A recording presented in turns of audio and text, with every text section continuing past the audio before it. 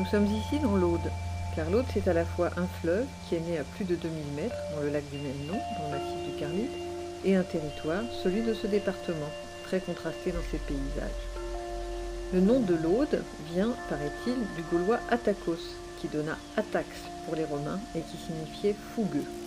Un nom qui, comme on le voit, rend bien hommage à la vitalité de l'eau qui s'élance dans le territoire depuis la montagne sur plus de 200 km, nourrie au passage par de nombreux affluents. L'eau est une alliée.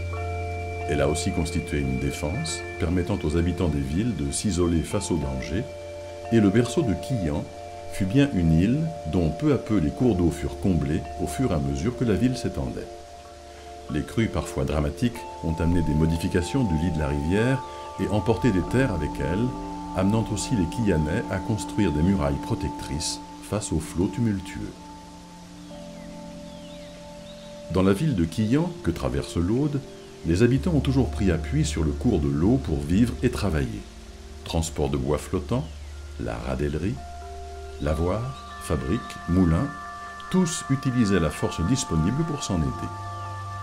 Au début du XVIe siècle, il existait déjà un bureau des eaux et forêts qui prélevait une taxe sur le passage des radeaux. Mais, à la fin du XIXe siècle, une révolution eut lieu dans la haute vallée de l'Aude grâce à un jeune homme entreprenant, Joachim Estrade.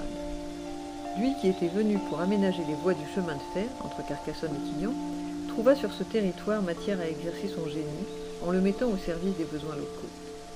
Nous allons donc suivre l'histoire de l'énergie procurée par l'eau, l'hydroélectricité, dans les pas de ce sympathique précurseur. L'expansion de l'hydroélectricité dans la haute vallée de l'Aude est intimement liée à celle de cet ingénieur, entreprenant et humaniste, qui un beau jour, ou plutôt un beau soir, le 28 juin 1889, allumera les premières lampes électriques dans la ville de Quillan, qui devient ainsi la première ville électrifiée du département. Lorsque Joachim est renvoyé à 12 ans de l'école religieuse dans laquelle ses parents ont espéré qu'il trouverait la vocation, c'est parce qu'il a jeté à la tête du directeur son dictionnaire de latin. Le tempérament du jeune homme est déjà plein d'élan, et ne recule pas devant la possibilité de bousculer l'ordre établi.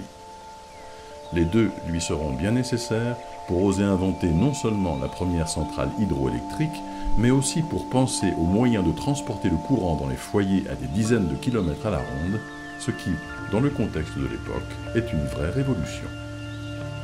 On sait produire de l'énergie avec l'eau depuis longtemps, comme avec les moulins à eau, mais pouvoir la contenir, la canaliser et la conduire là où on le souhaite, c'est une autre paire de manches. Avec le recul, on constate que l'arrivée du jeune homme va accélérer l'essor de cette mise en réseau, d'abord ferroviaire, puis électrique, présageant déjà les réseaux modernes de communication. Joachim Estrade va être à bien des égards l'artisan d'un miracle à l'échelle locale qui va servir les industries et les habitants dans leur quotidien. Adieu l'isolement et le repli, bienvenue à la circulation, à la lumière, devenue disponible pour tous.